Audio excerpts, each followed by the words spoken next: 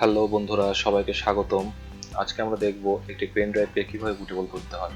একটি pen ড্রাইভকে bootable করতে আমাদের যে জিনিসগুলো লাগবে, একটি মিনিমাম 8 GB একটি পেন ড্রাইভ। আপনি যে অপারেটিং সিস্টেমটি ইনস্টল দিবেন, উইন্ডোজ বা উবুন্টু, তার একটি আইএসও ফাইল এবং পেন ড্রাইভকে বুটেবল করার জন্য একটি সফটওয়্যার। আজকে আমরা যে সফটওয়্যারের মাধ্যমে পেন ড্রাইভ বুটেবল করব সেটি হচ্ছে রুফুস। সফটওয়্যারটি ডাউনলোড দিতে আমরা ব্রাউজারে গিয়ে গুগলে রুফুস লিখে সার্চ দেব। একদম প্রথমে যে ওয়েবসাইটটি, সেটাতে ক্লিক করে এন্টার করে যে পেজ আসবে তার নিচে এসে দেখবেন ডাউনলোডের অপশন আছে। যে রুফুস 3.11 1 মেগাবাইটের একটি ফাইল, ক্লিক করুন, ডাউনলোড শুরু হয়ে যাবে। ছোট একটি ফাইল ডাউনলোড হচ্ছে।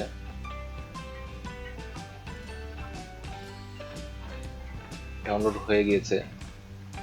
আমরা ফোল্ডারটি ওপেন করি। এই যে রুফুস সফটওয়্যার, ডবল ক্লিক করে ওপেন করুন। এরকম একটি ডায়লগ বক্স পাবেন। ডিভাইসে কোনো কিছু শো করছে না।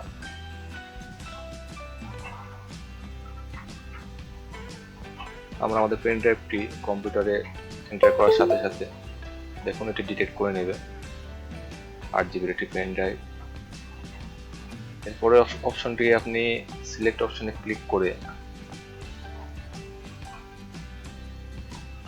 আপনার যে আইএসও ফাইলটি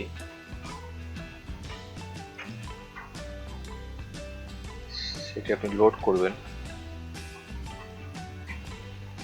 এরপরে এগুলো যা আছে তাই থাকবে। এখানে এসে আপনি এমবিআরটি সিলেক্ট করে দেবেন, বাস, আর কোনো কিছু দরকার নাই। স্টার্টে ক্লিক করলেই পেন ড্রাইভ বুটেবল হওয়া শুরু হয়ে যাবে।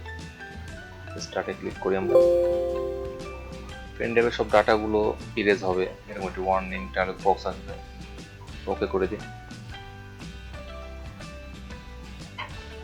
পেন ড্রাইভ বুটেবল হওয়া শুরু হয়ে গেছে। উইন্ডোজ 10 এর আইএসও ফাইলটি যেহেতু একটু বড়, একটু বুটেবল হতে একটু সময় লাগবে। আমরা অপেক্ষা করি।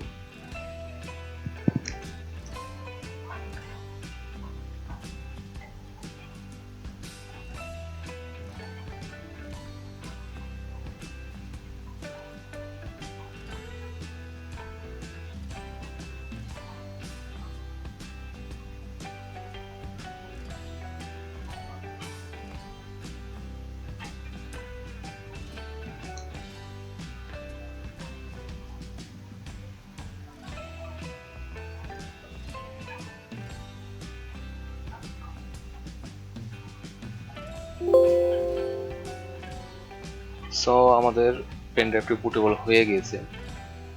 এখানে পেন ড্রাইভের নামটি চেঞ্জ হয়ে গেছে, টেনশনের কিছু নেই। আমরা উইন্ডোটি ক্লোজ করে দিই। তো এখানে গিয়ে দেখুন